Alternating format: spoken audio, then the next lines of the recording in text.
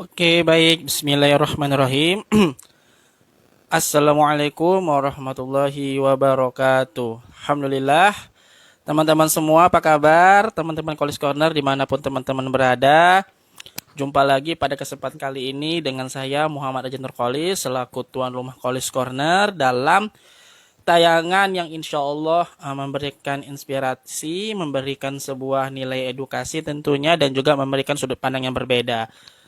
Bersama saya kembali saya sebutkan Muhammad Rajan Nurkolis, dan kali ini College Corner episode 8 akan menghadirkan sebuah pembahasan dengan tema muslimah dan negara. Tentu seperti biasa teman-teman nanti tidak akan menghadapi saya seorang diri, ya saya tidak akan sendirian. Nanti kita akan mengundang teman ngobrol kita yang insya Allah luar biasa dan tentunya akan memberikan nilai tambah bagi teman-teman yang mendengarkan. Ayo teman-teman semua, ajak teman-teman lainnya untuk kita bisa malam Seninan bareng gitu kan. Kita ini kan lagi ya happy ini bukan happy birthday ya.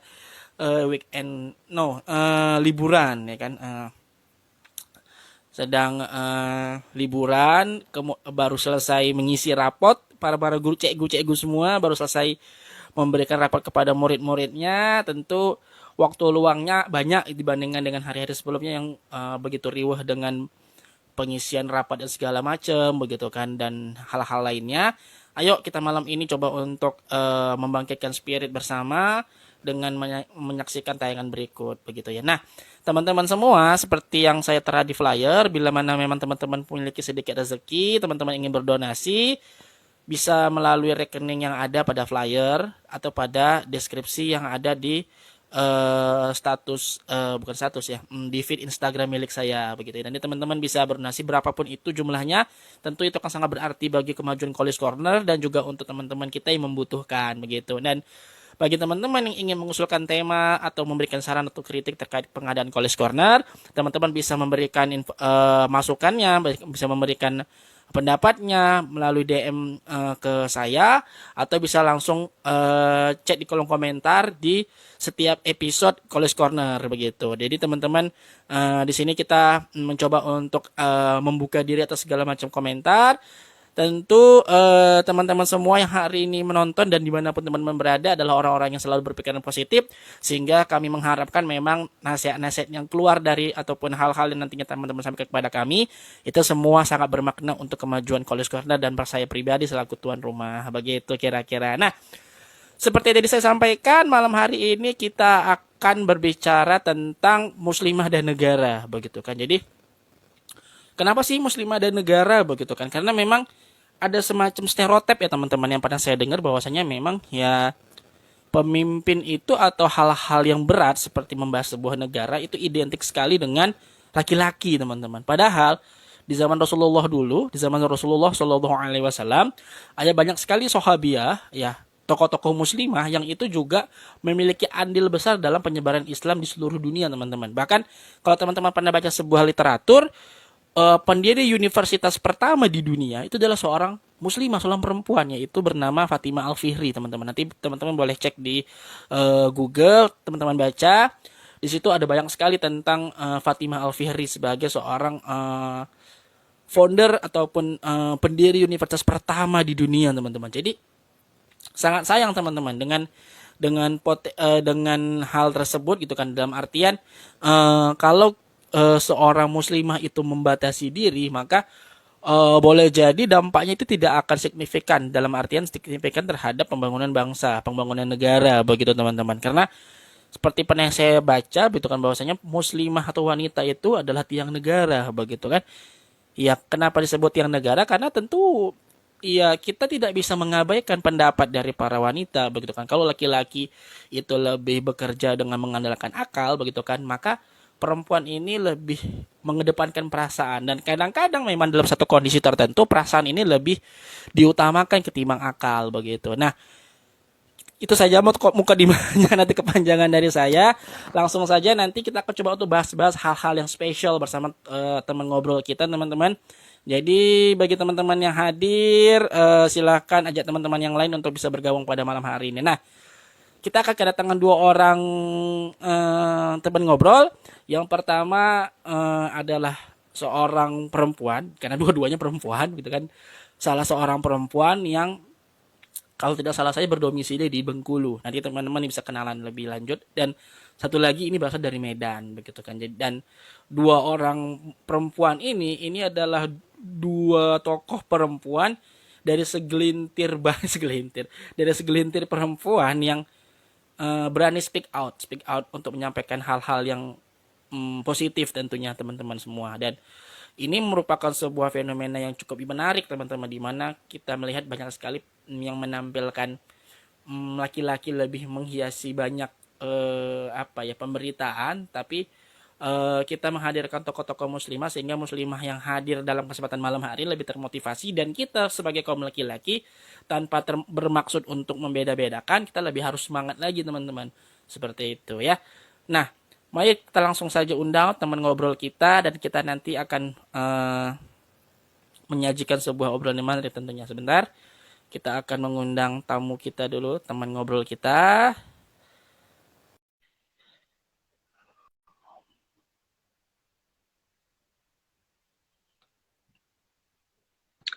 Ya, baik. Sembari kita menunggu konfirmasi, ya kayaknya udah masuk salah satu teman ngobrol kita. Iya, assalamualaikum. Manggilnya apa nih, Fatia ya? Waalaikumsalam Bang Raja. Iya. Panggilannya apa? Fatia atau Nabila biasanya dipanggil? Bisa manggil Tia sih. Oke, siap. Nah, ini salah satu teman ngobrol kita yang teman-temannya nanti Fatia, namanya Fatia Nabila. Nanti beliau akan memperkenalkan lebih lanjut tentang CV-nya seperti itu. Nah, sembari kita menunggu satu orang lagi teman ngobrol kita, mungkin untuk mempersingkat waktu nih, Fatia boleh say hello dan perkenalan singkat kepada teman-teman yang hadir malam hari ini gitu. Ya, oke Bang, ini sebelumnya udah kedengeran belum suaranya? Udah, alhamdulillah. Ya, alhamdulillah ya. Ini pertama kali sih. Jadi mungkin assalamualaikum warahmatullahi wabarakatuh ya untuk teman-teman. Waalaikumsalam warahmatullahi wabarakatuh. Nah, jadi perkenalkan, nama saya Fatia Nabila. Saat ini masih menempuh pendidikan di Universitas Negeri Medan, semester 5. Untuk jurusannya itu jurusan matematika. Jadi mungkin Matematika terlalu jauh ya. Yang biasanya mau ngomong tentang kasus-kasus, nah ini tentang rumus-rumus gitu. Oke. Lanjut ya. Silakan. Nah, untuk ininya perkenalannya, saat ini sedang merintis sebuah komunitas namanya Bincang Muslimah. Bincang Muslimah ini merupakan komunitas, sebenarnya ini merupakan proyek kebaikan pribadi dari training SSC atau Salman Spiritual Class dari BMK Salman ITB. Jadi memang ini awalnya adalah proyek pribadi, dan insya Allah diniatkan untuk bisa dilanjutkan di tahun selanjutnya. Nah, mungkin Masya Allah. Awalnya, jadi kepanjangan nggak Bang Raja? Enggak, lanjut. Oh iya, nanti keseluruhan ya kan. Nah, jadi adanya Bincang Muslimah ini, ya kenapa Bang Raja? Enggak, lanjut, silakan. Oh iya, nah jadi adanya Bincang Muslimah ini awalnya itu terbentuk karena banyak ya dari muslimah yang punya skill, kemampuan di bidang desain. Ya, dari bergabung. Iya. Lanjut Fatia, ya selamat bergabung. Bentar ya Fatia, selamat bergabung Kak Wahyu Wulandari. Biasa dipanggil? Iya. Kak Wahyu, Kak boleh Wulan. Dipanggil Wahyu, boleh dipanggil Wulan juga. Biasa dipanggil? Suara saya kedengaran? Kedengaran. Biasa dipanggil apa ya, Kak? Biasa. Wahyu boleh, Wulan juga boleh. Oke. Karena saya nama istri Wulan, jadi manggil Wahyu aja ya Kak, biar nggak terjadi. Iya. Biar nggak ini. Oke, nggak apa-apa. Sebentar ya Kak, tadi Kak Fatianya masih ingin menjelaskan sedikit. Nanti kita coba untuk ngobrol dengan Kak Wahyu. Gimana tadi Fatia? Ya. Boleh. Oh, boleh dilanjut ya Bang? Boleh, silakan. Ya, jadi mungkin untuk komunitas Bincang Muslimah ini diharapkan ya adanya komunitas ini bisa menjadi wadah bagi para muslimah yang punya Mm-mm. skill dalam bidang desain, kemudian dia pengen menebar kebaikan. Nah, jadi komunitas Bincang Muslimah ini bisa jadi support sistemnya karena melakukan suatu kebaikan sendiri itu lebih banyak futurnya ya, lebih banyak menyerahnya gitu. Nah, jadi kalau ramai-ramai ya, punya teman support, nah jadi bisa lebih tersalurkan niat kebaikan itu. Nah, mungkin kembalikan sih Bang Reja itu aja.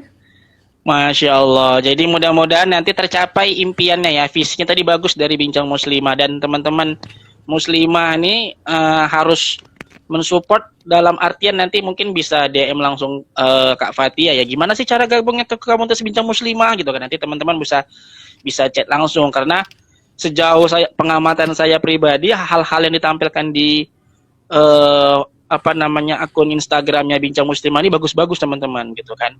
Jadi sepanjang saya ini ya, sepanjang saya ikut organisasi hanya satu bidang yang nggak pernah saya dapatkan amanahnya, yaitu bidang keperempuanan.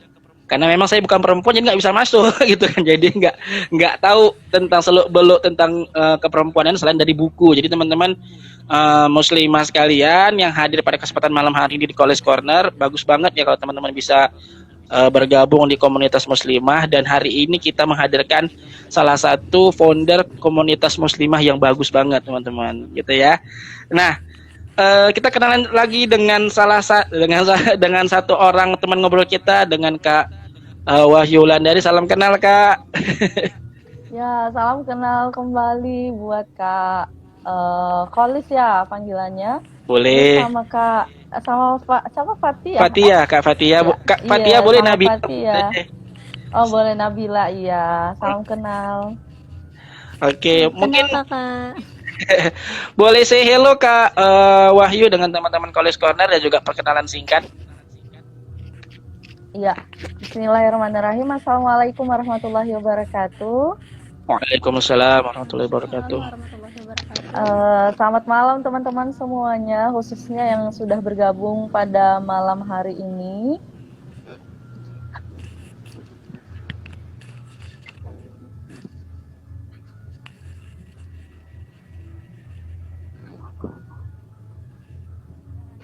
Kedengaran, silakan Kak. Dilanjut. Ya, nama saya Wahyu Wulandari, biasa dipanggil Wahyu, atau biasanya kalau orang nggak mau manggil nama cowok, katanya jadi dipanggil Wulan. Iya, saya asalnya dari Bengkulu, Sumatera, nggak masih satu pulau ya sama si Nabila ya. Masuk Ya, pulau. saya alumni dari Universitas Bengkulu.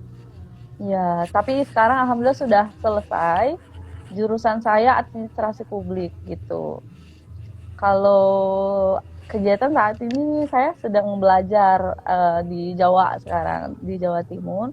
Jadi masih ya still learning lah, belajar madal hayah, belajar setiap waktu, belajar sepanjang hayat.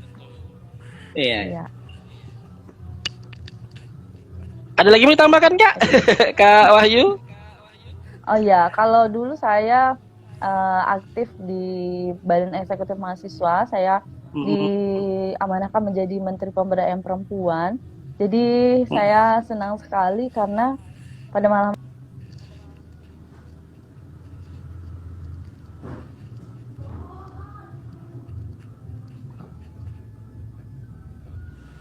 Ya, halo Kak Wahyu.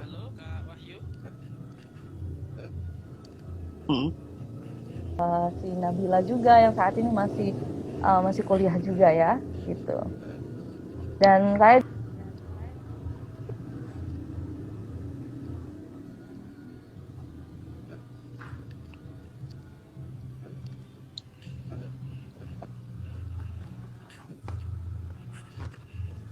Ya, halo Kak Wahyu.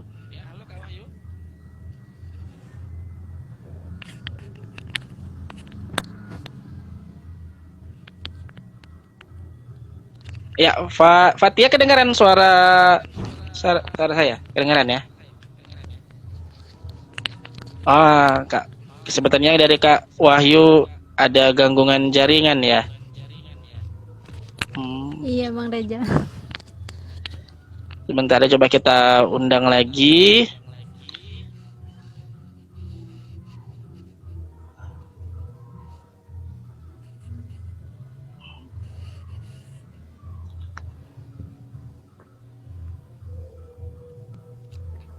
Maaf ya, kayaknya ini ya, apa, sinyal di Nggak, sini kurang bersahabat, Kak. ya nggak apa-apa, nggak apa-apa. Dilanjut tadi Kak sampai di mana tadi ya?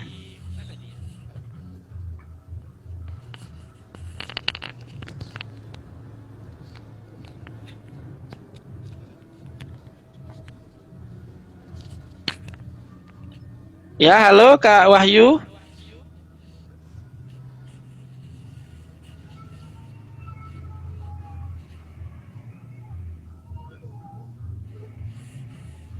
Oke, mungkin memang jaringan di sana lagi nggak bersahabat ya. Mudah-mudahan nanti Kak Wahyu bisa bergabung dengan kita untuk bisa membagi sedikit eh, eh, ininya ilmunya kepada kita dan gitu. Nah, eh Fatia lagi di rumah atau di kosan nih? Lagi di rumah, Bang. Oh, lagi ini ya, memang belum belum ini ya, belum apa, belum tatap muka ya di kampus ya. Insya Allah di semester depan, Bang. Semester Masuk. depan ya. Udah format 4 belum ya? Liburan ya? Ya, baru selesai UAS sih, Bang. Iya iya iya iya. Oke, baik. Jadi sembari kita menunggu Kak Wahyu bergabung, kita ngobrol-ngobrol dulu dengan Fatia, dengan Kak Fatia. Teman-teman nanti bisa memberikan pertanyaan di tengah-tengah obrolan kami. Nanti insya Allah akan kita coba untuk bahas sama-sama teman-teman. Nah, Fatia siap ya ditanya-tanya ya? Ya, insya Allah siap.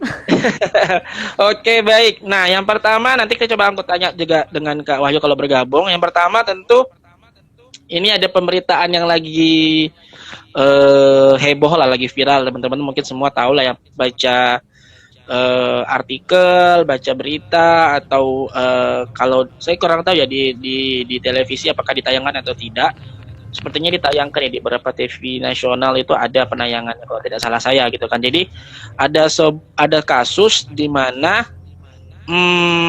salah seorang oknum pendidik gitu ya, saya sebutnya gitu aja lah gitu kan, karena kok embel-embel di belakang itu agak meresahkan pribadi saya juga begitu kan. Jadi ada salah seorang oknum pendidik, kemudian bukan cuma seorang guru biasa, tapi juga merupakan ini ya, merupakan pemilik dari yayasan pendidikan tersebut begitu kan. Kemudian kasusnya yang menyeruak di permukaan adalah oknum tersebut melakukan tindak kekerasan fisik, dalam arti kekerasan seksual begitu. Dan kabar pertama yang didapat, teman-teman mungkin semua baca, itu 12 santrinya atau 12 muridnya, 12 santriwatinya itu mendapatkan kekerasan seksual. Tapi lambat laun seiring berjalannya penyelidikan ternyata bertambah hingga hari ini jumlahnya itu 21 orang, teman-teman. Luar biasa. Jadi terlepas dari isu yang menyeruak itu bahwasanya si oknum pendidik ini menganut pemahaman Syiah, tapi terlepas daripada itu tentu ini merupakan sebuah hal yang tentunya patut kita coba untuk renungkan bersama, teman-teman, karena kok bisa begitu. Dan kita akan coba untuk menguliknya dari segi sudut pandang seorang perempuan gitu ya. Nah, menurut Fatia sendiri mengenai hal ini gimana tanggapannya? Oke, makasih ya Bang Reja atas kesempatannya. Sama-sama. Oh, ya udah bergabung nih Kak Wahyu. Oh iya, udah bergabung. Gimana Kak Wahyu, mau dilanjutkan yang tadi? Kak, maaf. Udah kedengaran? Lagi bermasalah.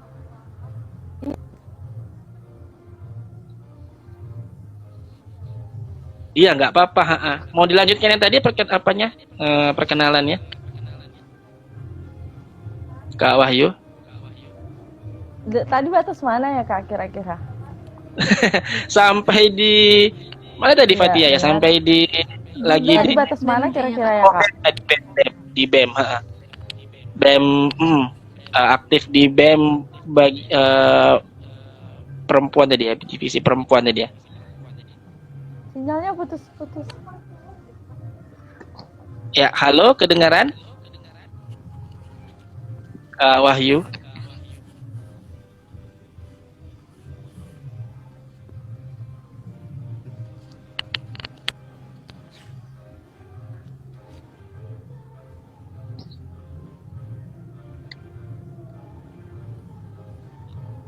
Kayaknya putus lagi sinyalnya ya. Ayo, wah keluar lagi.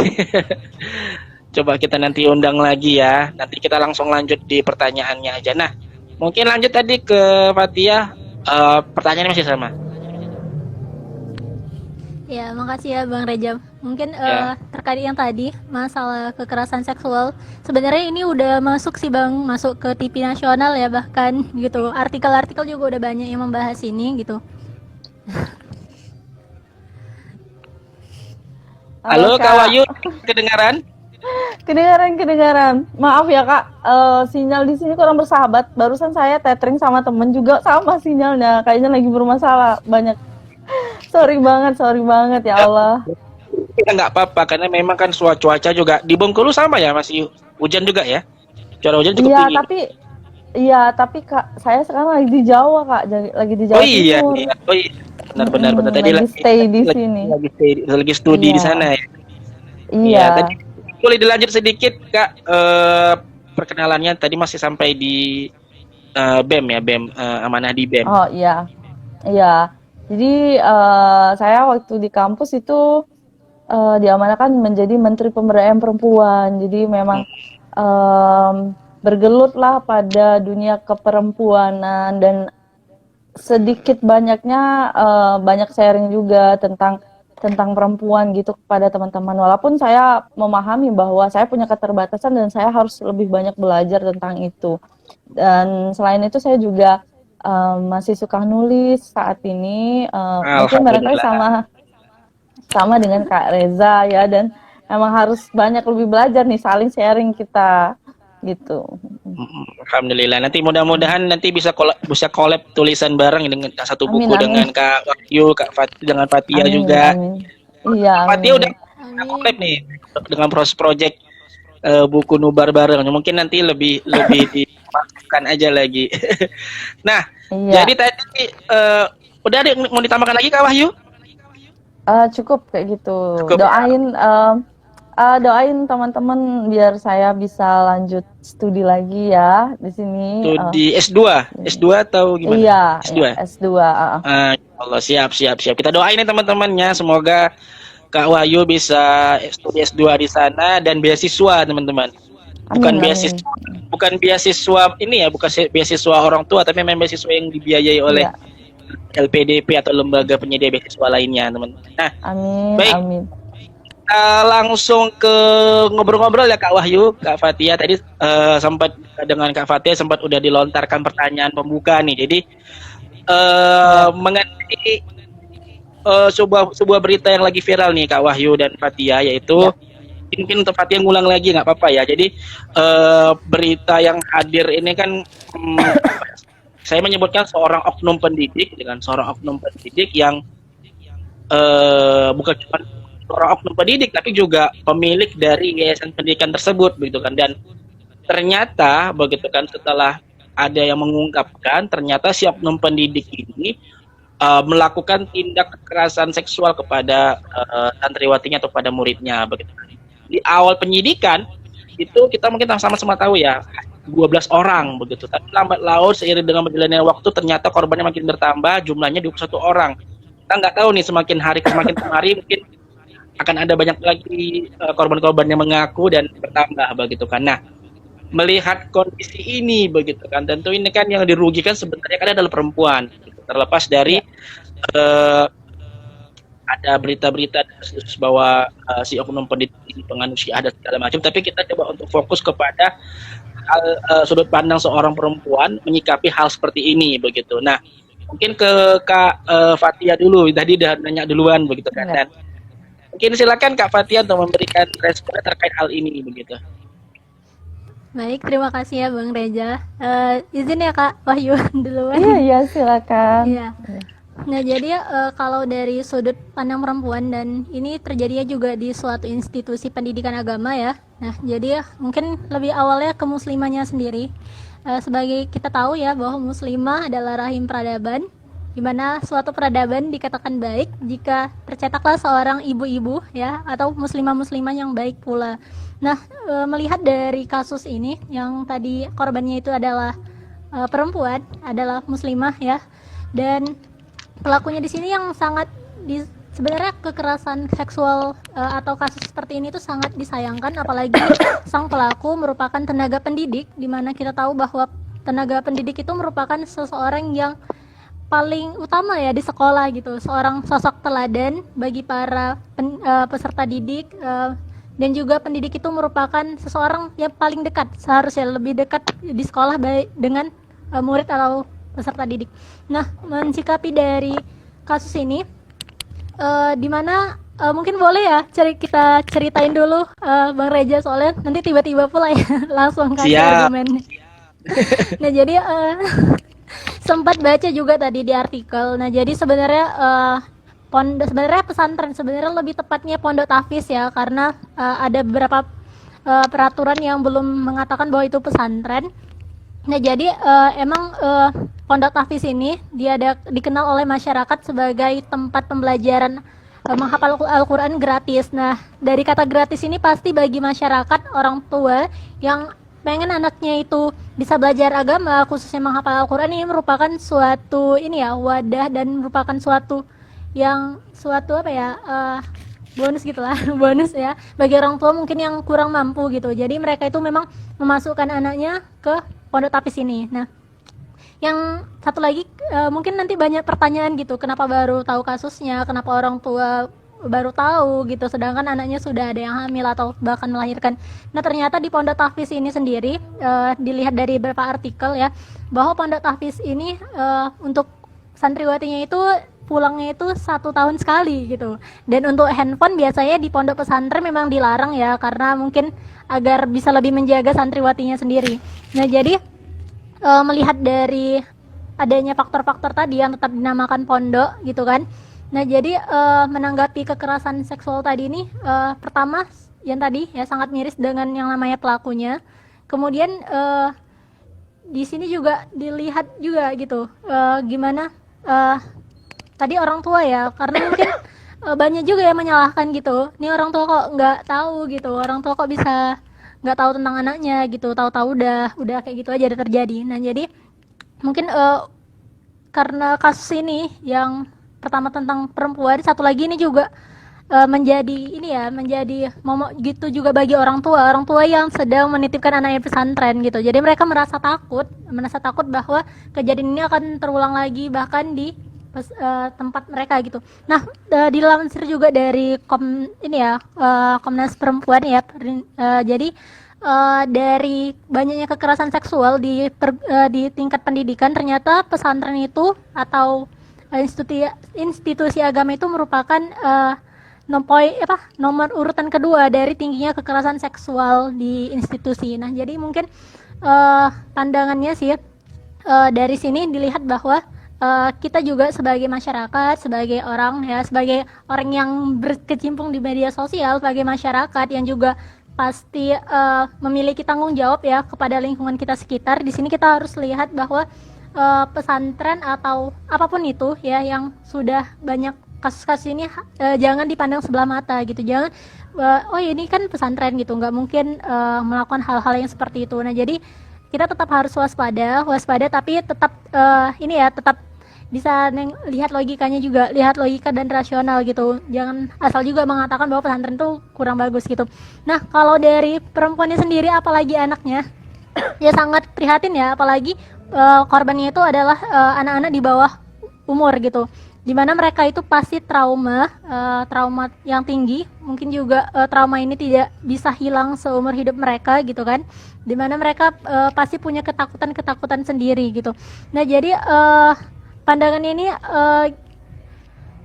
pandangannya jadi seperti ini. Jadi kita ada korban-korbannya gitu, tapi kan korbannya ini kenapa tidak langsung go publik gitu tentang masalahnya. Nah, ternyata dari tahun 2016 sampai 2021 ini kan kejadiannya udah lama gitu, dan kenapa dirahasiakan, ternyata mereka kasihan gitu dengan korban-korbannya, apalagi anak-anak di bawah umur dan juga netizen Indonesia ya yang pasti terlalu kepo gitu tentang siapa aja sih mereka korban-korbannya gitu. Nah, jadi untuk melindungi nama-nama korban tadi maka juga disimpan gitu. Nah, tapi ternyata ya karena terlalu lama juga jadi memakan banyak korban. Nah, jadi untuk pandangannya sih Bang Reza ya kan, untuk kasus seperti ini untuk kedepannya mungkin ke orang tua dan juga selain orang tua juga masyarakat sekitar sih, karena mereka udah yang paling dekat ya dengan lokasi dari peristiwa tersebut gitu.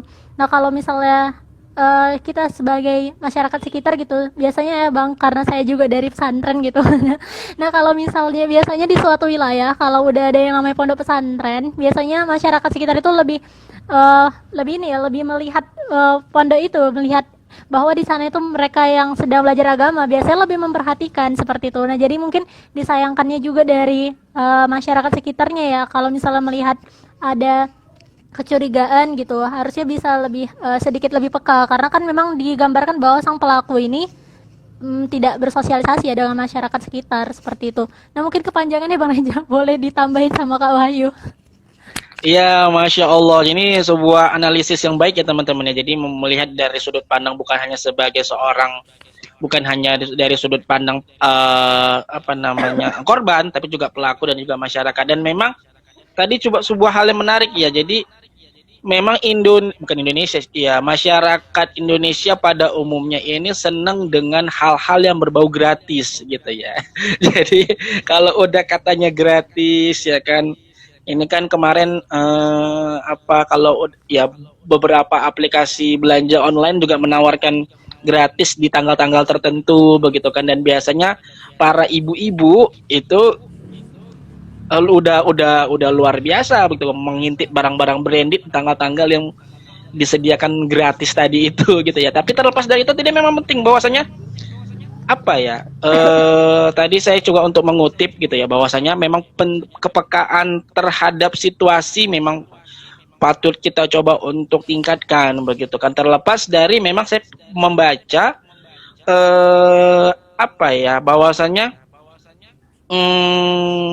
si pelaku begitu kan, oknum tersebut ini memang mengajarkan apa ya, menanamkan sebuah apa ya bahasanya ya, pemikiran lah apa, kok saya lupa istilahnya ya, doktrin doktrin kepada santriwatinya untuk takut kepada guru, bahkan melebihi takutnya kepada, bukan ya takut ya, takut kepada guru, bahkan sampai takut melebihi takutnya kepada orang tua, sehingga memang hal-hal apapun yang dilakukan oleh oknum ini dirahasiakan oleh orang tua, sampai ada satu siswa santriwati baru gitu kan melihat keanehan-keanehan yang pada akhirnya beliau inilah yang melapor kepada orang tuanya begitu.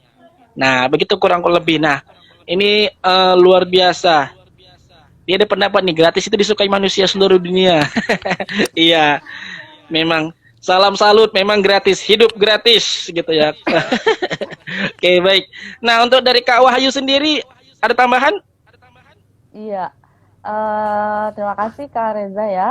Tadi sudah dipaparkan sudah banyak sama Nabila, dan ya saya setuju sekali bahwa yang sudah dipaparkan Nabila tadi berbagai sudut pandang, mulai daripada pesantren itu sendiri, kemudian lingkungan sekitar. Karena jujur saja Kak, kayak saya tamat kuliah kemarin saya juga mondok, dan itu saya milih mondok dengan beasiswa juga. Jadi pondok tahfiz juga gitu.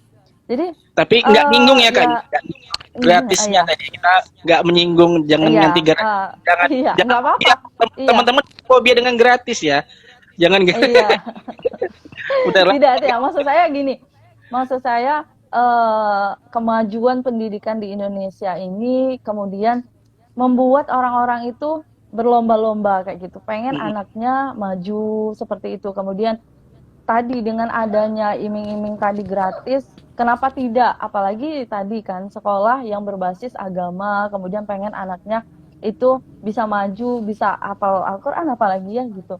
Tapi memang kalau kita tilik lebih jauh, banyak faktor yang kemudian ini tuh baru terungkap sekarang dari 2016 sampai sekarang. Yang tadi sudah dipaparkan oleh Nabila ya, mulai dari gurunya yang tadi, kalau saya waktu melihat berita ini saya langsung baca tuh semua beritanya, dan memang si guru ini terlepas dari apapun keyakinannya ya, dia memang menjanjikan iming-iming kepada siswanya. Jadi nanti bakal disekolahin, anaknya bakal jadiin polisi dan sebagainya. Anak di bawah umur ya tidak mengerti seperti itu. Jadi ini yang menjadi problem. Pertama, anak itu tidak mengerti. Yang kedua, tadi sudah dipaparkan bahwa orang-orang di lingkungan sekitar itu kurang aware gitu, kurang peduli dengan apa yang terjadi di sana. Padahal seharusnya memang di mana ada sebuah institusi di lingkungan itu, seharusnya warga setempat itu tadi harus lebih peka, apalagi sudah menemui kecurigaan. Dan selanjutnya adalah persoalan seperti ini mengapa baru terungkap saat ini, karena yang namanya, saya bilangnya kejahatan seksual ya Kak, bukan lagi kekerasan seksual, ini kejahatan seksual, karena banyak sekali tidak kita sangka gitu, dan ini membuat orang yang Islam sendiri itu jadi Islamofobia ujung-ujungnya, jadi kayak ya takut kan, menjadi momok yang menakutkan. Di pesantren saja kata, ya di pesantren saja orang bisa melakukan itu, apalagi di institusi yang luas gitu, yang secara umum gitu.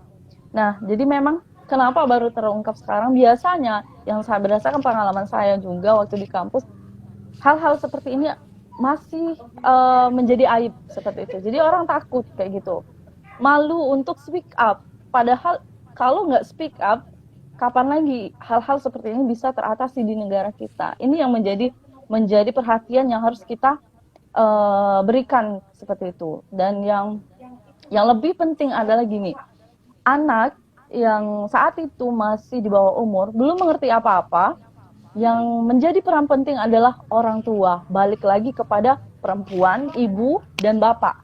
Gimana peran orang tua itu memilihkan institusi yang tepat buat anaknya dididik, gimana gitu.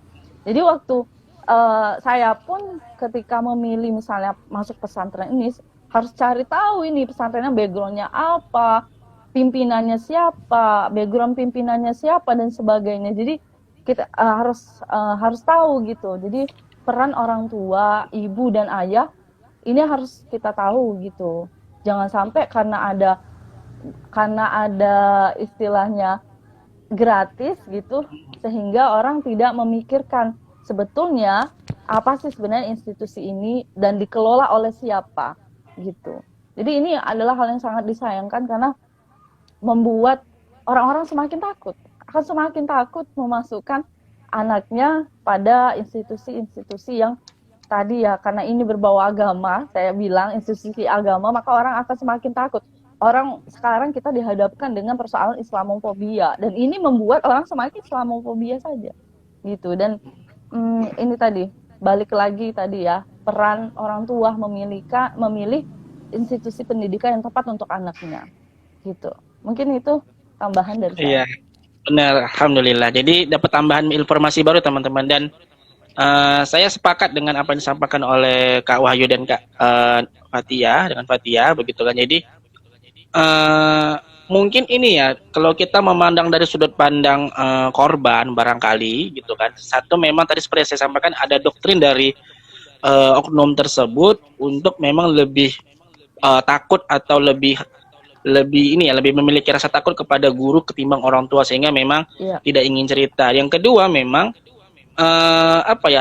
rentang usia yang korban ini kan masih usia belasan begitu kan, dalam artian ya untuk berbicara kemudian tidak merasa dapat perlindungan, ditambah lagi mungkin ada rasa malu karena sudah terlanjur mendapatkan kejahatan seksual tadi begitu kan, sehingga memang ya udah begitu kan, toh juga mau pindah sekolah orang tuanya juga mungkin berat karena mungkin faktor ekonomi dan segala macam. Tapi memang balik lagi kepada bagaimana sebagai seorang orang tua begitu kan, ya inilah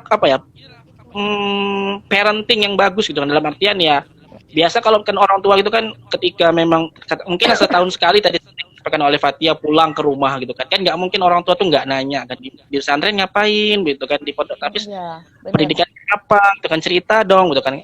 Andai kedekatan orang tua ini dekat dengan anaknya, mungkin anak tadi akan merasa ada beban untuk cerita begitu kan, karena mungkin kedekatan orang dengan anak ini agak ada gap di situ, sehingga mau cerita pun agak ini gitu kan. Ditambah lagi mungkin dalam benaknya, oh kalau aku cerita sama orang tua habis ini dihajar sama ayah, mungkin segala macam seperti itu gitu kan. Dan ada kasus ini, kita masuk ke yang berikutnya ya Kak. Jadi kejadian ini juga ini kembali ke korbannya perempuan gitu kan. Jadi ada seorang perempuan begitu kan cerita kepada pihak keluarga, justru yang tadinya ingin mendapatkan perlindungan malah justru mendapatkan pengancaman pembunuhan gitu kan, karena dianggap sudah memalukan keluarga begitu kan. Kita tahu ya bagaimana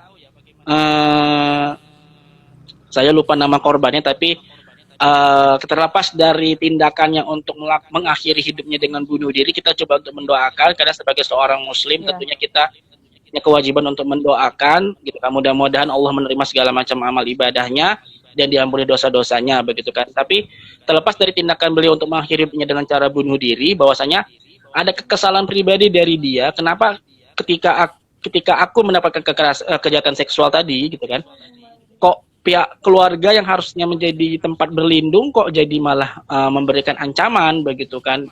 Sementara di tengah kekalutan begitu kan, dia terpaksa harus menggugurkan kandungan begitu kan, kemudian sudah dijanjiin akan segera menikah gitu kan, tapi ternyata tidak begitu kan. Toh juga ternyata ini berdampak kepada mentalnya, sehingga memutuskan untuk mengakhiri hidupnya di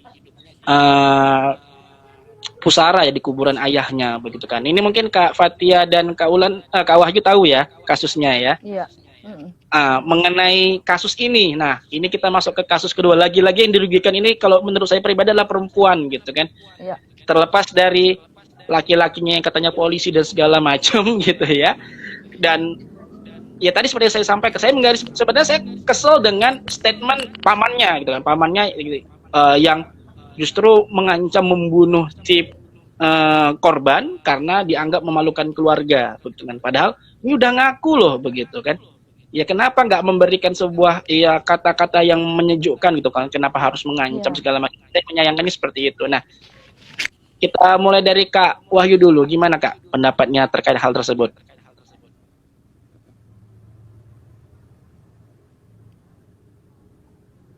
Ya silakan Kak Wahyu. Boleh. Oke. Saya ya. Oke. Sorry ya, agak putus-putus gitu Kak. Jadi Ini kedengeran ya? Bisa, kedengeran. Saya dapat poinnya.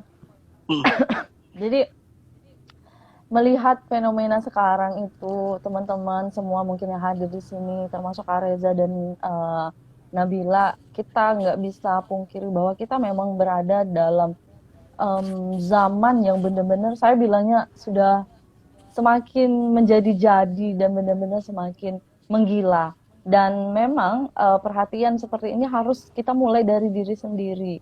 Jadi kita harus sadar seperti apa kondisi orang-orang saat ini, dan kita harus sadar bagaimana kondisi kita saat ini dan bagaimana nanti kita ke depan.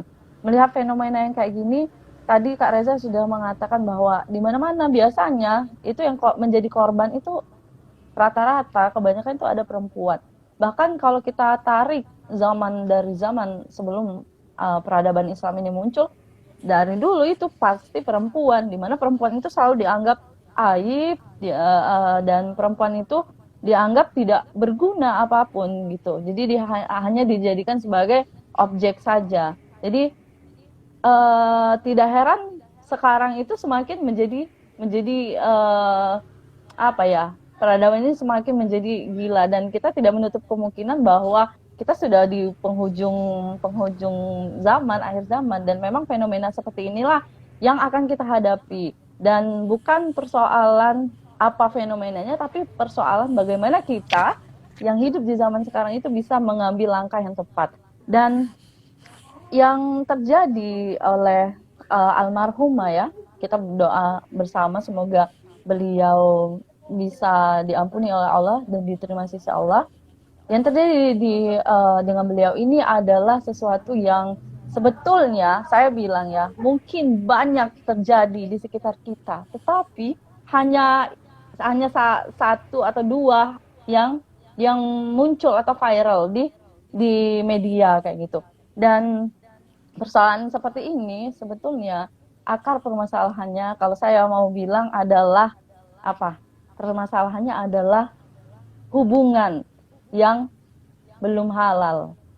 Saya nggak mau tidak mau kayak dianggap seperti apa. Tapi saya harus bilang tegas, kebanyakan hal-hal yang seperti ini terjadi dimulai oleh hubungan yang belum ya suami istri, walaupun tidak menutup kemungkinan juga ada yang namanya kekerasan atau kejahatan seksual di dalam rumah tangga kayak gitu, kekerasan yang dilakukan oleh suami ke istri dan sebagainya. Tapi memang hal yang seperti ini tadi sangat disayangkan tadi.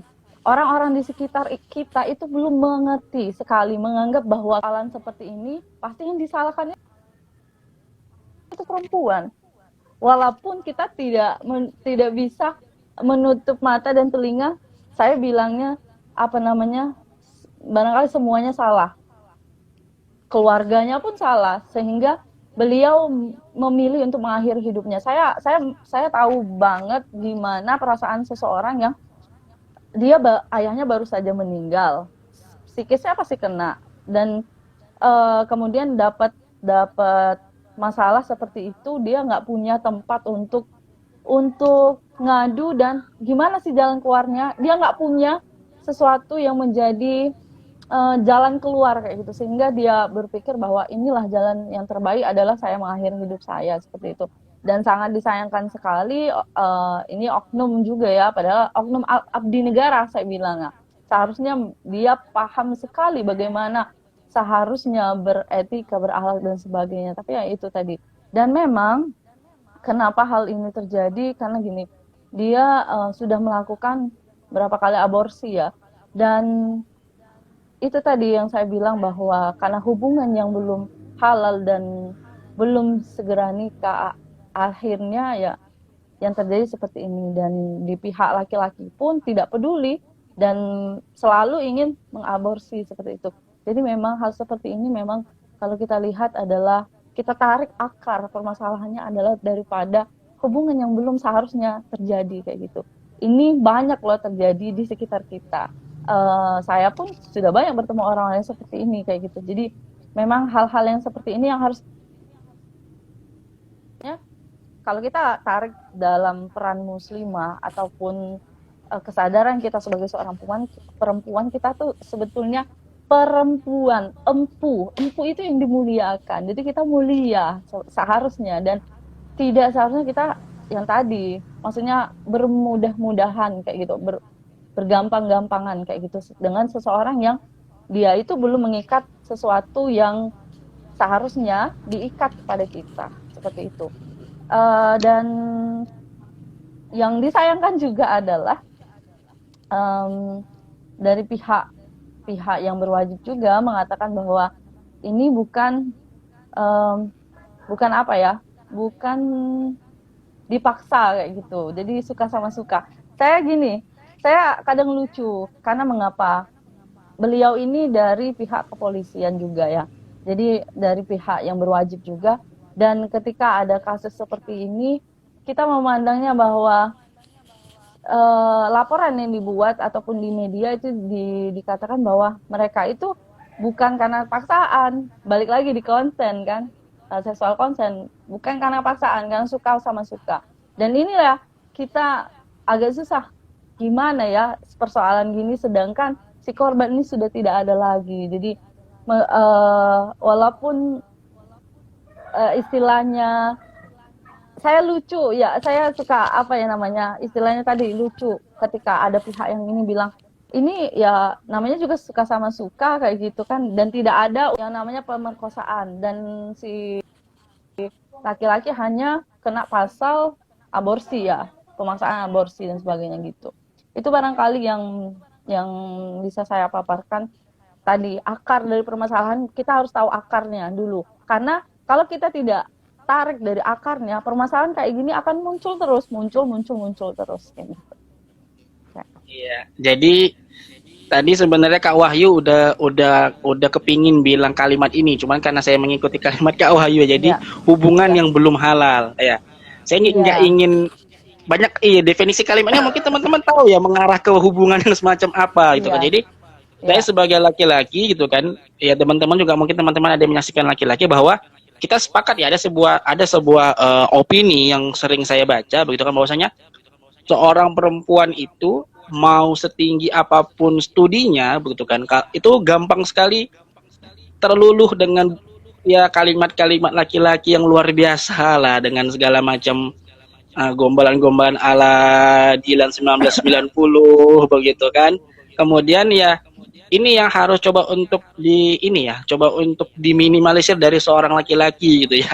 Ya teman-teman laki-laki saya gitu kan. Jadi kalau nggak berniat untuk menghalalkan, jangan main-main di hati anak orang gitu ya, kasihan gitu.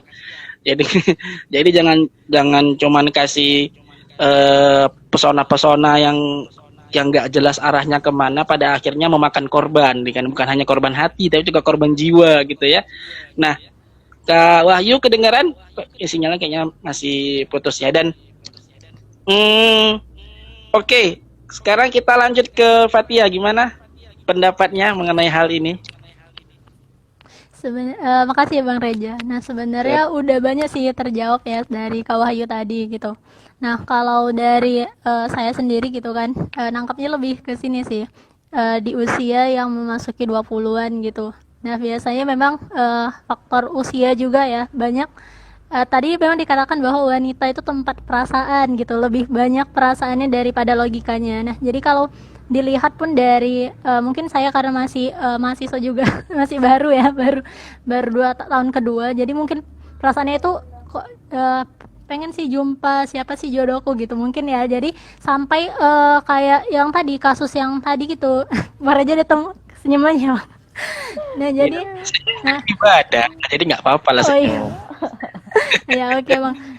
Nah jadi mungkin adanya kasus yang tadi ya, yang suka sama suka, mungkin sama benar yang dikatakan sama Kak Reza bahwa awalnya itu adalah hubungan yang belum halal. Nah yang disayangkan gitu adalah karena seorang mahasiswa ya yang disebut-sebut sebagai agent of change gitu, seorang pembawa perubahan.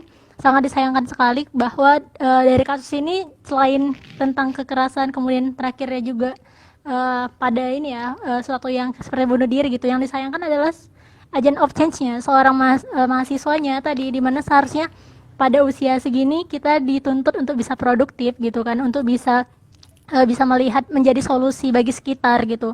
Nah jadi kalau dari saya gitu kan yang mandangnya, karena tadi udah banyak dipaparkan oleh Kak Wahyu gitu. Nah jadi untuk kita yang pertama tentang mental health dulu ya, Bang Reza pernah ikut webinar. Nah jadi sekarang kan banyak gitu yang ini kan awalnya karena dia tertekan, depresi, kesehatan mentalnya terganggu, makanya dia melakukan itu gitu kan.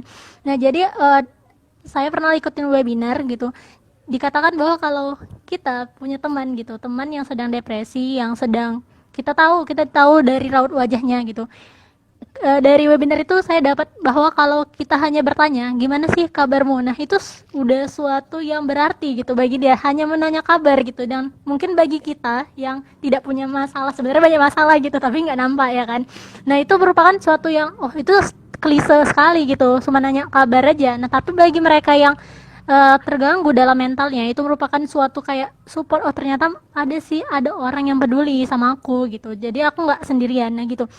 Jadi kalau ajakannya sih untuk kita yang sekarang udah tahu kasus ini gitu, nah ini mungkin tapi diharapannya nggak ada lagi gitu ya untuk yang seperti ini gitu. Tapi jika kita sebagai seorang teman, kita sebagai misal masyarakat juga, jika kita dapati seseorang teman kita walaupun mungkin awalnya nggak dekat ya, kita bisa nampakkan bahwa kita tuh care sama dia gitu. Jadi dia tuh nggak merasa sendirian, karena banyak kasus sekali gitu yang menjerumuskan banyak orang karena kurang pedulinya orang lain kepada dirinya gitu. Nah jadi untuk yang kedua ya tadi tentang yang halal tadi, ya bener banget yang kata Kak Wahyu gitu. Nah awalnya memang adalah hubungan yang tidak halal. Nah jadi menurut saya gitu kan, untuk di sini mungkin pesannya gitu, karena untuk selanjutnya biar nggak ada lagi gitu. Nah jadi kalau bisa kita sebagai seorang mahasiswi yang kita harapnya kita sebagai seorang ibu yang mendidik anak Madrasatul Ula di keluarga gitu kan, harapannya kita mungkin lebih merubah pikiran kita untuk bisa lebih produktif dengan hal-hal yang bermanfaat gitu kan. Mungkin untuk perasaan bisa disimpan aja dalam hati dan semoga Allah ya yang mempertemukannya gitu. Nah, kembalikan ya Bang Amin, Reza. amin, ya rabbal alamin. Oke, baik. Jadi ya kembali lagi bahwa bahkan ada tag yang sebenarnya ini ya guyon yang lucu, ya udah guyon masih lucu gitu ya. Jadi zaman zaman Firaun itu mungkin lebih memuliakan perempuan gitu. Karena Firaun yang dibunuh bayi laki-laki bukan perempuan. Sementara di zaman sekarang laki-laki dimuliakan gitu kan.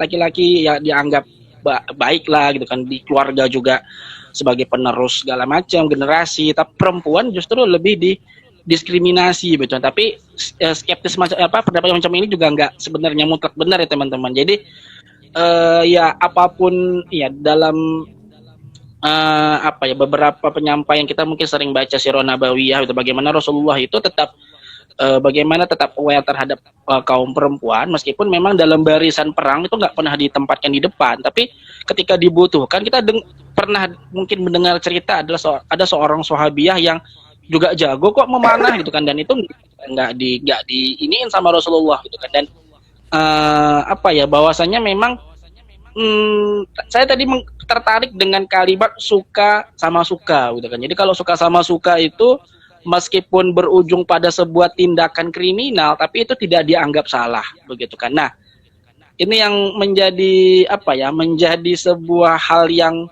dalam tanda kutip meresahkan gitu kan. Suka sama suka tapi berujung merugikan tapi nggak salah begitu, nggak salah dan hukum pidana juga nggak berat begitu kan. Dan karena kalimat suka sama suka inilah juga menjadi sebuah hal yang cukup menggelitik tatkala sama-sama kita pernah kemarin membaca bahwa Kak Wahyu keluar nggak apa-apa, mendengar bahwa Mas Menteri kita, Mas Menteri Pendidikan dan Budaya mengeluarkan sebuah peraturan pemerintah Permendikbud nomor 30 yang tujuannya bagus banget teman-teman. Mungkin teman-teman sepakat ya, tujuannya bagus banget, yaitu untuk melindungi perempuan khususnya dari kejahatan seksual teman-teman.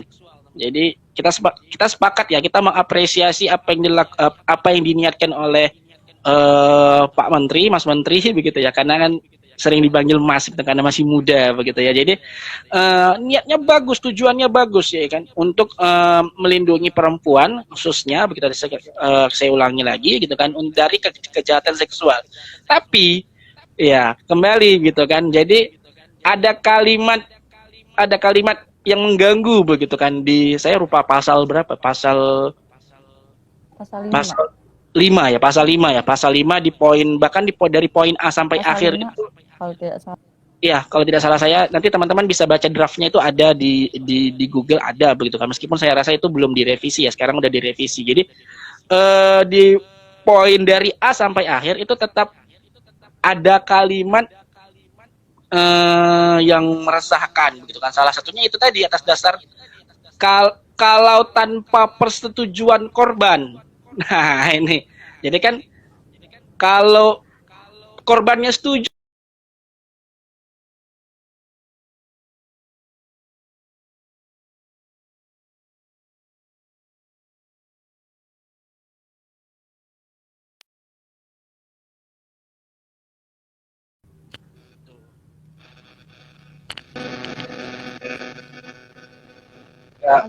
Fatia, Bulat, Wahyu Agak putus tadi Bang. agak putus ya. Ya. Wahyu kedengaran? Agak putus-putus. Gimana tadi? Soal Iya, pasal jadi 5 ya? iya, jadi kan tadi saya sebutkan bahwasanya di poin A sampai dengan akhir kalau nggak salah saya, terutama saya lupa poinnya, tapi ada kalimat bahwasannya ya tindakan kejahatan itu akan bernilai kejahatan bila tanpa persetujuan korban. Jadi kalau korban setuju, berarti nggak termasuk kejahatan dong dalam perspektif pemahaman kita, dan ini yang meresahkan. Dan nantinya bahkan sampai ada yang nge-tweet di Twitter dan di media sosial lainnya gitu kan, bahwa kok kesannya Permendikbud nomor 30 ini semacam melegalkan sebuah tempat seperti Alexis yang ini bonafit gitu ya. Kalau Alexis itu untuk semua kalangan, ini di kampus loh tempat mencetak para generasi terbaik untuk membangun bangsa, ternyata ilegal formalkan gitu. Tingkat hal-hal yang menurut kita itu justru akan mengundang balanya Allah. Nah, ini dengan hal ini, dengan kejadian ini, dengan konteks yang tentu kita sama tadi ya, saya ulangi, kita sepakat ya bahwasanya niat dari Pak Mas Menteri ini baik untuk melindungi perempuan, tapi ya kembali lagi ternyata masih ada kekeliruan. Kita berharap bahwasanya kekeliruan ini memang semata-mata kesalahan dalam penulisan kalimat saja, niatnya tidak seperti itu. Tapi kita coba tuh bahas ini. Nah, dari Kak Fatia dulu deh, mungkin Kak Wahyu masih gangguan sinyal. Kak Fatia mungkin boleh tanggapannya terkait hal ini. Ya baik Bang Reza, ini suaranya terdengar Bang? Kedengaran. Oh ya, alhamdulillah. Nah jadi kemarin ya pas awal munculnya Permendikbud nomor 30 tahun 2021 nih, banyak sekali ya dari kita, dari mahasiswa, banyak dari lembaga-lembaga gitu yang menyatakan bahwa ini menolak tentang adanya Permendikbud nomor 30. Nah mungkin karena kalau dari yang saya lihat Permendikbud nomor 30 tahun 2021 ini fokusnya itu jatuh kepada fokusnya itu jatuh kepada ini ya, konsennya gitu, ada terpaksa atau tidak terpaksa seperti itu. Nah padahal kan itu kalau menurut saya kita punya yang namanya Pancasila, kita punya yang namanya Pancasila pertama tentang agama kita, kepercayaan kita gitu. Nah, dengan adanya Permendikbud nomor 30 tahun 2021 ini, saya melihatnya jadinya kita itu melakukan atau mentaati yang poin-poin tadi itu hanya sebatas hukum, bukan karena dasar kita sebagai ini ya, manusia yang bertakwa dan beriman gitu. Jadi jatuhnya itu lebih kepada tentang ini regulasi saja gitu, sedangkan tujuan dari pendidikan, apalagi ini peraturannya di pendidikan tinggi ya, di tingkat universitas misalnya. Nah seharusnya tujuan dari pendidikan tinggi ini adalah menjadikan mahasiswanya, menjadikan peserta didiknya ini adalah yang beriman dan bertakwa gitu. Nah dengan adanya Permendikbud nomor 30 ini jadinya jatuhnya itu lebih ke regulasi tanpa ada upaya bahwa ini yang tadi tentang kekerasan seksual itu adalah dari norma kita sendiri gitu, dari sesuatu yang memang tidak boleh kita lakukan seperti itu.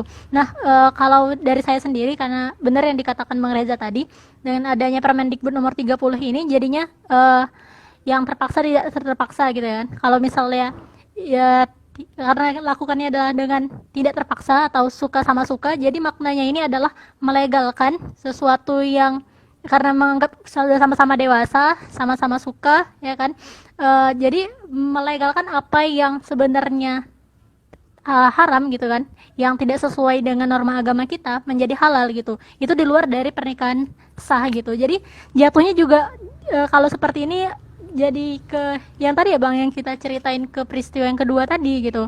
Nah jatuhnya nanti bakal ya jatuhnya tuh bakal merugikan pihak perempuan tadi gitu.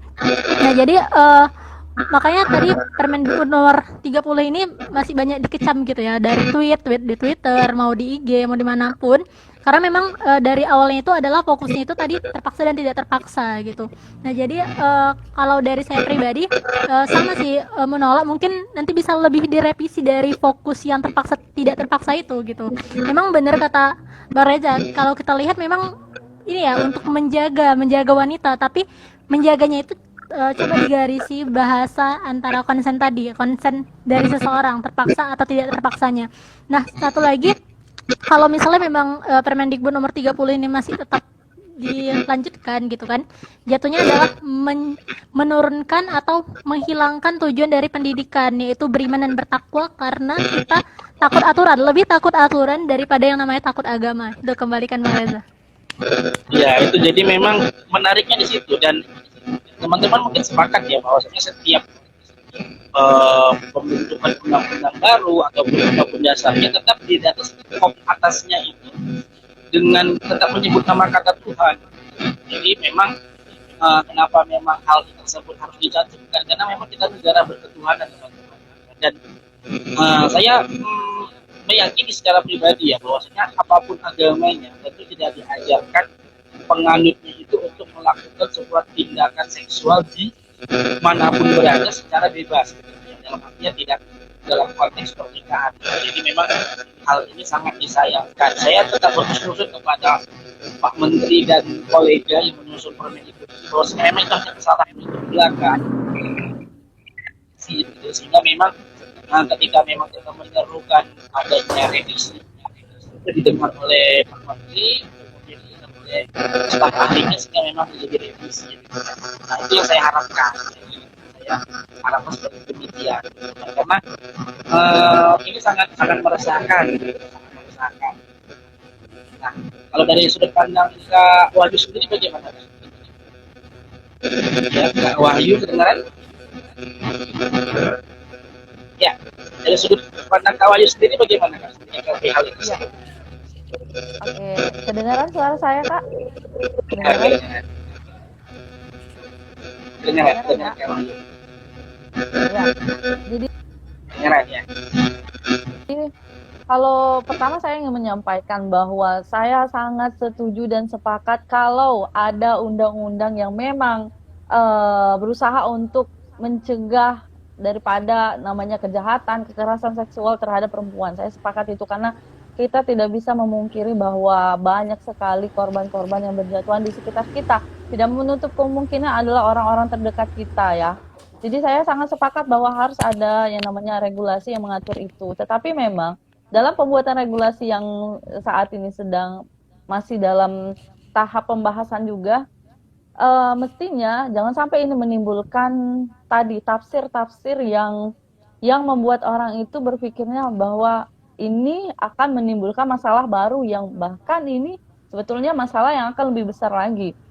Jadi ibaratnya kayak gini, mengapa orang menyayangkan yang tadi sexual consent itu tadi? Karena kita sebagai orang yang awam barangkali ya, kita yang awam akan menafsirkan bahwa sama kayak oh berarti kalau misalnya suka sama suka berarti tidak bisa disebut sebagai kekerasan, atau kalau misalnya suka sama suka artinya tidak bisa diberi hukuman. Nah ini yang menjadi pertanyaan besar yang kemudian orang awam, mungkin teman-teman kita yang tidak memahami juga, oh berarti ini boleh dong dilakukan kalau misalnya ini. Toh kita juga suka sama suka. Sama kasusnya kalau kita balik lagi ke kasusnya almarhumah, ya dari pihak yang berwajib mengatakan ini mereka suka sama suka, jadi tidak bisa dihukum dengan dalih yang tadi. Nah ini balik lagi ruginya di mana? Betul kata Nabila tadi, ruginya balik lagi ke perempuan kayak gitu. Nah ini yang sebetulnya menjadi permasalahan. Bukan soal bagaimana ada regulasi itu, tetapi soal bagaimana isinya nanti mengatur kemudian efek daripada hasil daripada regulasi itu nanti seperti apa jangka panjangnya. Jangan sampai kita ini kayak kita membuat menambal lubang tapi dengan cara membuat lubang yang baru dengan lubang yang lebih besar kayak gitu. Jadi masalah yang lebih besar lagi, dan ini yang sangat disayangkan. Dan analogi sederhananya kalau kita memahami karena ada juga banyak orang yang bilang oh ini kan soal bagaimana diksi sexual consent, tapi kalau kita menafsirkan sama kayak kita analogikan film ini boleh ditonton untuk 18 tahun ke atas. Oh, berarti kita tafsir baliknya adalah 18 tahun ke bawah berarti tidak boleh menonton. Nah, begitu juga dengan pasal yang ada di dalam undang-undang ini. Nah, ini yang menjadi kontroversi sampai saat ini. Dan memang kalau kita balik lagi dengan dasar negara kita jangan lupa ada satu ya, sila pertama ketuhanan yang Maha Esa, yang di mana sila satu itu adalah sila yang menyertai daripada sila-sila yang lainnya, ya gitu. Jadi kita jangan sampai lupa. Dan saya ingat sekali Bapak Menteri bilang bahwa dia pengen mahasiswa-mahasiswa di pendidikan itu adalah orang-orang yang beriman, bertakwa gitu, punya akhlak yang baik. Nah, tetapi bagaimana pembuatan regulasi ini kemudian yang saya baca di dalam apa namanya, pemulihan atau ya korban kayak gitu, ada korban terus ada pemulihannya, tidak ada dimasukkan kata-kata memperbaiki akhlak atau menanamkan nilai-nilai ketakwaan dan keimanan. Ini yang menjadi permasalahan juga, padahal Bapak Menteri pengennya ada nilai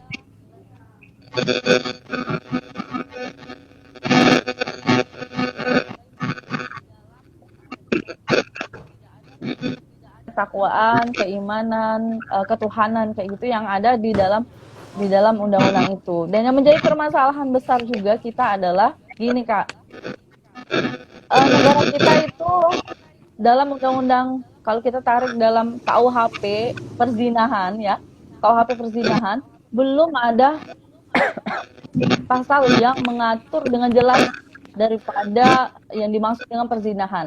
Karena kita masih menganut hukum Belanda, jadi di dalam KUHP itu saya lupa pasal berapa, disebutkan bahwa yang bisa disebut zina adalah apabila seseorang itu melakukan hubungan badan dengan seseorang yang sudah beristri atau bersuami. Jadi kalau kita sudah beristri atau bersuami itu baru bisa disebut zina. Tapi kalau kita belum beristri, belum bersuami, itu tidak bisa disebut zina. Dan ini yang menjadi permasalahan.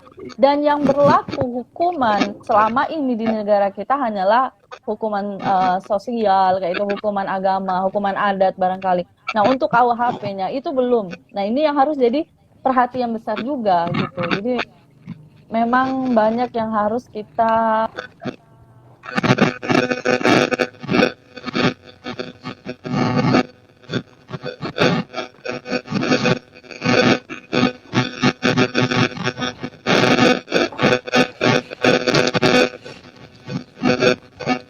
Ya, halo Kak Wahyu.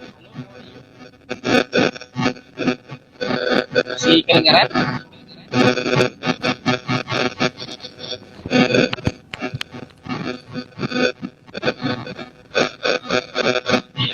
Terlempar lagi, nanti mungkin bisa gabung dengan kita ya. Jadi memang kembali lagi bahwa memang ada seperti disampaikan oleh Kak Wahyu ya, betul. Memang ini menjadi sebuah PR bagi teman-teman dan bagi anggota legislatif kita yang hari ini duduk di kursi Dewan, bagaimana mengatur regulasi yang konkret memang itu bisa memang mengatur hal-hal yang seperti ini. Karena memang ya gimana ya, kita bukan negara yang ateis, bukan kita negara ketuhanan, dan seperti yang saya sampaikan tadi bahwa karena memang saya tidak atau belum pernah mendalami belajar tentang agama yang lain. Memang saya berkeyakinan bahwa memang setiap agama itu tidak mengatur ataupun tidak membiarkan para penganutnya itu untuk melakukan hal-hal yang terjelas, dalam artinya adalah seks bebas dan segala macamnya seperti itu. Jadi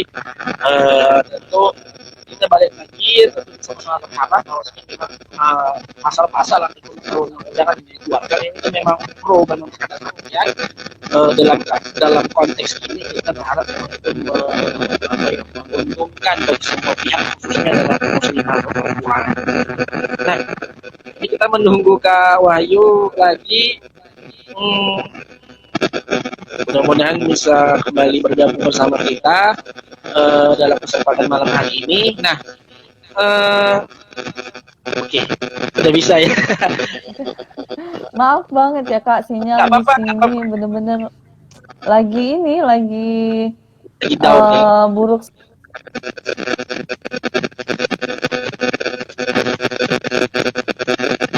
Ya, halo Kak Wahyu.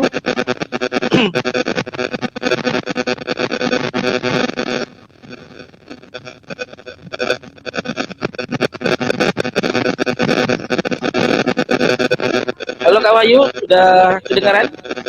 Belum ya, masih. Nah, bagi teman-teman, ini kita sudah masuk ke akhir acara, teman-teman. Jadi kalau teman-teman ingin bertanya, boleh ya silakan. Kita coba untuk menjawab sebisa kita bahas sebisa kita, karena memang waktu juga sudah menunjukkan malam sekali, meskipun memang ini masih liburan ya. Fatih masih liburan ya, besok ada kegiatan ya? Ya, belum ada. Kosong, Bang. rasanya. Jadi nggak apa tidur agak malam ya. Oke, baik. Teman-teman mungkin sekali lagi saya ulangi, teman-teman yang ingin bertanya silakan tulis pertanyaan di kolom komentar. Ya Kak Wahyu udah bergabung bersama kami. Iya. Aduh, maaf sekali ini nggak tahu malam ini bad banget ininya sinyalnya. Biasanya tidak seperti ini, Kak. Karena Iya, habis hujan deras tadi. iya, apa-apa Iya, Kak? iya, iya. Ya, Gimana? ya, tadi mungkin ada ingin dilanjutkan dari statement Kak Wahyu. Ya, jadi memang kita sebagai apa ya, masyarakat umum, sebagai orang yang saat ini sedang menimba ilmu dan mungkin teman-teman ada juga sebagai aktivis dan sebagainya, memang kita harus peka terhadap apa yang terjadi untuk keberlangsungan negara kita ke depan. Jangan sampai kita itu nilai-nilai daripada bangsa ini itu ditunggangi oleh nilai-nilai yang seharusnya tidak berada di dalam bangsa kita, kayak gitu. Kita tahu bahwa negara kita itu berbeda dengan negara yang lain. Kita punya Pancasila, dasar negara kita yang pertama yaitu ketuhanan. Artinya apa? Agama ya. Apapun agamanya, saya yakin semuanya adalah pengen semuanya baik dan pengen negara ini tetap utuh dengan berbagai kemajuannya. Kemajuan bukan dalam berarti fasilitas, bukan dalam berarti physically ya, tapi juga berdasarkan pemikiran, bagaimana perempuannya maju, laki-lakinya juga maju dan sebagainya gitu. Mungkin itu.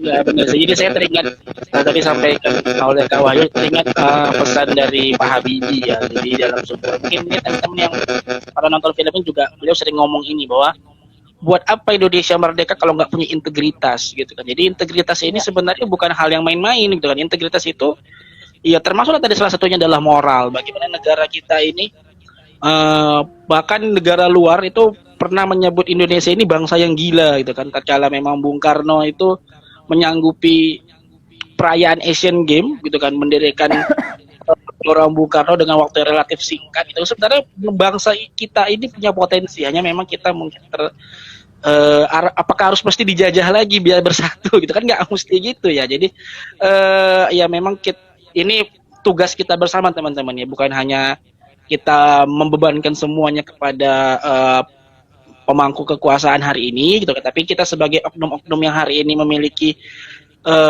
kemampuan gitu kan, memiliki kemauan untuk berbagi gitu ya, ayo come on gitu, kita ini tanggung jawab kita bersama. Jadi apa ya, kemajuan sebuah bangsa itu sebenarnya terletak pada bagaimana kondisi pemudanya teman-teman. Jadi kalau pemuda di suatu negara itu rusak, maka hampir bisa dikatakan negara itu nggak akan punya masa depan teman-teman. Maka kita yang hari ini muda, ya saya masih muda ya, umur saya belum masih kepala 2, belum kepala 3, jadi masih kadang-kadang anak muda. Jadi saya mengajak teman-teman semua untuk produktif, ayo teman-teman. Jadi ya jangan terlalu, ya tadi sebenarnya di kasus pertama dan kedua yang kita bahas itu kan sebenarnya faktor kalau anak-anak sekarang nggak ini ya mengatakannya korban dari bucin. Korban bucin gitu kan. Dan ya sekali lagi saya sering sekali saya mengatakan bahwasanya hidup itu nggak seindah drama Korea ya. Jadi kadang-kadang ini kan terbawa suasana arus film segala macam, sehingga memang melihat ya fenomena-fenomena seperti ini jadi kesannya ingin mencontohkan, padahal sebenarnya hal ini sangat riskan sekali terhadap hal ya ini, terutama perempuan gitu kan, dengan segala macam kasus yang ada. Dan mudah-mudahan dengan banyaknya kasus-kasus seperti ini semakin menyadarkan kita semua, terutama perempuan, untuk jangan sekali-sekali mendekati hal-hal yang justru merugikan diri sendiri gitu kan. Karena apapun ceritanya gitu kan, tatkala memang seorang laki-laki dan perempuan itu menjalin sebuah hubungan di luar pernikahan, maka yang dirugikan adalah perempuan gitu kan. Karena laki-laki nggak akan pernah ketahuan bekasnya gitu kan. Mau berapa kali pun dia melakukan, maaf kata, hubungan badan dengan perempuan, nggak akan ada yang tahu begitu kan. Tapi kalau perempuan gitu kan, itu bakal ketahuan gitu. Bagaimanapun cara menyembunyikan itu bakal ketahuan. Dan yang paling kita miriskan itu adalah itu tadi seperti kasus kedua gitu kan, justru dari pihak keluarga itu tidak aware, justru malah menghakimi dan sebagainya tanpa mengetahui duduk persoalannya lebih lanjut seperti itu. Nah, kita sampai di akhir acara ini, Kak Wahyu dan Kak Fatia. Sebelumnya terima kasih sudah meluangkan waktu untuk malam ini hadir di College Corner. Mudah-mudahan sehat selalu, banyak rezeki dan semua apa yang dicita-citakan di tahun depan gitu kan. Ini kan sudah mau akhir tahun dan di tahun-tahun selanjutnya itu tercapai gitu kan. Dan sebelum kita tutup episode ini, mungkin closing statement dari Kak Wahyu dan Kak Fatia terkait muslimah dan negara gitu kan, dan pesannya untuk kita semua lah gitu. Mungkin dari Kak Wahyu terlebih dahulu, boleh Kak? Silakan. Iya, terima kasih banyak Kak Reza. Jadi teman-teman, kita sudah sering sekali mendengar bahwa perempuan itu adalah tonggak peradaban, perempuan adalah dasar daripada peradaban, dimana kalau kita menyadari sekali bahwa sebetulnya kemajuan peradaban ini tidak terlepas oleh peran yang sangat besar oleh seorang perempuan. Kenapa saya bilang seperti itu? Karena dari rahim seorang perempuanlah calon-calon pemimpin masa depan itu bisa lahir kayak gitu. Jadi secara sederhana, kalau seandainya perempuannya di sebuah peradaban itu hancur moralnya, dia tidak paham sebetulnya hakikat dirinya sebagai seorang perempuan, bagaimana dia akan mendidik calon pemimpin di masa yang akan datang. Mendidik diri saja kita tidak bisa. Bagaimana dengan mendidik calon yang bakal melanjutkan estafet daripada negara?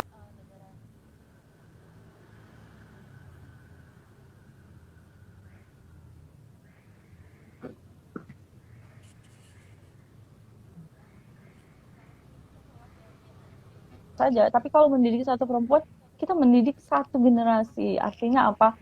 Apapun peran kita saat ini sebagai seorang muslimah, dimanapun, sebagai ibu rumah tangga, walaupun di sektor publik pun, ada yang penulis mungkin, ada yang di bidang politik, ekonomi, sosial, dan sebagainya, kita jangan lupa bahwa sebetulnya peran yang paling krusial yang dipegang oleh seorang perempuan itu adalah menjadi ibu yang mendidik calon generasi. Itulah yang menjadi dasar kalau kita bilang itu kayak pondasinya. Jadi jangan sampai orang menanamkan, jangan sampai kita itu malu ketika ada orang bilang, kok ibu rumah tangga, padahal menjadi seorang ibu rumah tangga itu adalah peran yang paling besar sebelum nanti kita berperan aktif juga untuk masyarakat, lingkungan, dan negara kayak gitu. Artinya apa? Menjadi seorang ibu rumah tangga artinya atau mendidik seorang anak itu adalah sebuah kewajiban, dan yang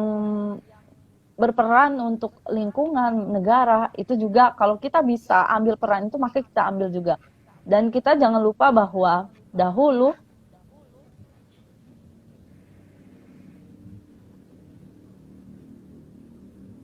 pengusaha internasional, saya bilangnya Khadijah, pengusaha internasional, Aisyah seorang guru besar dia.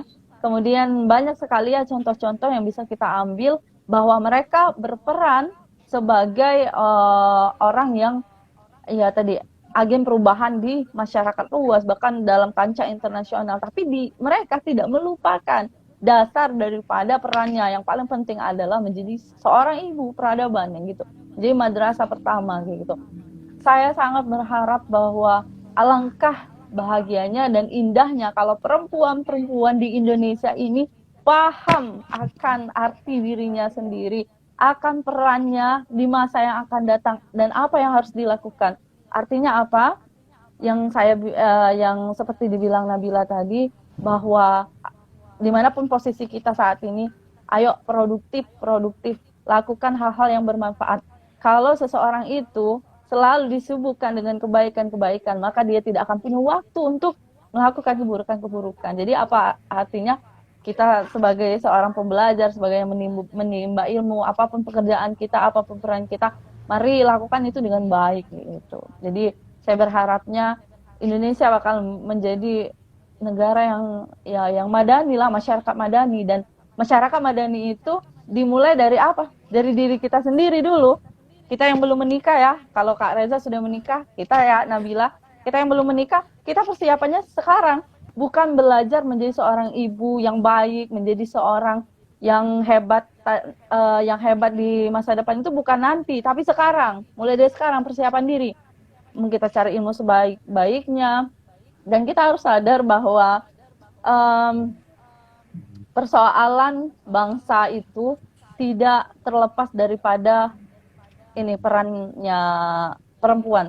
Karena di balik atau di samping laki-laki yang hebat itu selalu ada perempuan-perempuan yang menjadi partner. Saya bilangnya partner ya. Karena kalau ada yang bilang sebetulnya wanita itu derajatnya di bawah, tidak.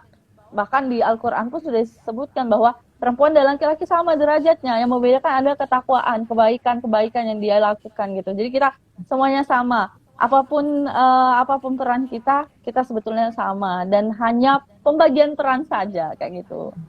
Itu sih. Jadi saya berharapnya dan berdoa semoga negara kita bisa menjadi negara yang betul-betul punya power gitu. Perempuan-perempuan yang hebat dan yang berdaya juga gitu. Masya Allah, luar biasa. Terima kasih sekali lagi Kak Wahyu atas closing statementnya. Dilanjutkan mungkin untuk Fathia closing statementnya, Ya. silakan. Oke, makasih Bang Reja. Sebenarnya udah dihabisin ya sama Kak Wahyu. Ya, Kepancingan. tapi nah mungkin untuk closing statementnya pada malam hari ini ya untuk kita wahai para muslimah ya yang Allah agungkan juga dalam Al-Quran, yang Allah yang Allah muliakan gitu ya, karena dia adalah tempat lahirnya para penghuni peradaban terbaik ya selanjutnya insyaallah. Nah jadi untuk kita semua ya yang sekarang maupun yang udah nikah juga ya kan, kita tidak ada batas untuk berhenti belajar gitu. Walaupun kita sudah menikah, sudah tua, selagi masih bisa belajar maka kita belajar. Nah produktivitas satu lagi, kita sibukkan diri kita dengan kebaikan, dengan produktivitas, dengan hal-hal manfaat, sehingga segala yang kita ingin hindari, keburukan-keburukan itu akan menjauh seperti itu. Nah satu lagi pernah juga dengar tentang, karena tadi bicara ada menyinggung peradaban. Jadi sejatinya kita pasti menginginkan peradaban Islam yang maju ya, seperti zaman dahulu yang pernah ada namanya Al-Fatih, kemudian juga Al-Khawarizmi, masa-masa kejayaan Islam di mana banyak para ilmuwan-ilmuwan Islam, di mana banyak tokoh-tokoh agama yang tidak hanya pandai agama tapi juga sainteknya, kepemimpinannya, politiknya gitu. Nah, jadi dari kita juga seorang muslimah ya, dari kita mulai untuk berubah, untuk bisa mewujudkan peradaban yang kita anggap telah tertidur ya, kita inginkan untuk bangkit lagi, untuk bangun. Jadi kita mulai dari diri kita, untuk kita, dan untuk seluruh penghuni peradaban selanjutnya. Kembalikan. Masya Allah, terima kasih sekali lagi jazakillah khairan katsiran untuk Kak Fathia dan Kak Wahyu atas waktunya dan closing statement yang luar biasa. Tentu ini sangat berkesan sekali untuk teman-teman College Corner dimanapun teman-teman berada. Jadi untuk mengakhiri sesi kita pada kesempatan malam hari ini, saya teringat sebuah pendapat baik ya, seorang pernyataan yang menarik dari Umar bin Khattab radhiyallahu anhu. Jadi kata beliau gitu kan dalam sirahnya, kalau kamu menjumpai seorang laki-laki yang hebat, saya ulangi ya, kalau kamu menjumpai seorang laki-laki yang hebat, maka lihat dua hal dari dirinya. Yang pertama, siapa ibunya, dan yang kedua, siapa istrinya, gitu. Ya kenapa? Karena memang ya itu gitu kan, saking luar biasanya perempuan begitu kan. Dan ada sebuah obrolan menarik lagi antara mantan Presiden Amerika Serikat Barack Obama dengan istrinya ya Michelle Obama. Jadi dalam sebuah momen gitu kan, mereka berdua makan di sebuah restoran. Lantas nggak lama dalam cerita tersebut masuklah mantan pacar Barack Obama gitu. Mantan pacar Barack Obama. Jadi kata Pak Barack Obama, lihat itu mantanku, dia lebih cantik kan gitu. Jadi mungkin kalau aku menikah dengannya, anak-anakku akan lebih tampan dan ganteng. Lantas sang istri tersenyum dan coba mengatakan, kalau kau menikah dengannya mungkin sekarang kau nggak jadi presiden. Gitu. Iya. Jadi ini menarik gitu kan. Jadi ya memang tadi kembali lagi ke pernyataan apa yang disampaikan oleh Umar bin Khattab, kalau adalah seorang laki-laki hebat, lihat dua hal dari dirinya, siapa ibunya dan siapa istrinya gitu kan. Karena jadi kalau kita punya seorang ibu, tentu kita seorang ibu tuh semuanya hebat dengan membesarkan kita sampai dengan sejauh ini. Tinggal bagaimana pasangan kita dengan, dan tadi seperti yang disampaikan oleh Kak Wahyu, belajar jadi istri itu bukan nanti ketika sudah jadi istri atau sudah jadi ibu gitu kan, tapi sekarang gitu kan. Dan ini pesan yang baik untuk teman-teman semua ya. Dan ini mungkin akhir dari sesi kita. Sekali lagi terima kasih kepada teman-teman College Corner dimanapun teman-teman berada yang sudah menyaksikan tayangan ini dari awal sampai dengan akhir. Dan sekali lagi saya ucapkan terima kasih banyak atas support dan waktunya yang sudah diberikan oleh Kak Wahyu dan Kak Fatia, sudah meluangkan waktu sampai dengan jam 9:30 lewat. Mudah-mudahan segala macam ilmu yang disampaikan dan hal-hal baik yang tadi disampaikan dalam forum ini bisa membuahkan pahala, dan saya mendoakan yang terbaik untuk Kak Fatia dan Kak Wahyu tentunya. Sekali lagi terima kasih. Kepada teman-teman semua saya mohon maaf apabila dalam penayangan College Corner episode terakhir ini, episode ke-8 ya, kita nggak tahu ya terakhirnya. Mudah-mudahan sampai dengan kapanpun selama masih saya sehat tetap ada dan tetap menginspirasi teman-teman pengguna Instagram semua begitu. Mudah-mudahan apa yang disuguhkan malam hari ini bermanfaat. Bila mana ada kesalahan kami mohon maaf yang sebesar-besarnya, karena memang manusia tempatnya salah. Kalau manusia nggak salah lagi berarti dia sudah bukan manusia lagi gitu ya. Karena masih manusia lah, masih berbuat salah begitu. Dan akhirul kalam, jazakumullah khairan katsiran kepada semua teman-teman yang sudah menyaksikan College Corner sampai dengan detik ini. Saya akhiri. Wassalamualaikum warahmatullahi wabarakatuh. Waalaikumsalam warahmatullahi wabarakatuh. Makasih Bang Reza. Sama-sama Fatia. Sampai ketemu lagi di lain kesempatan.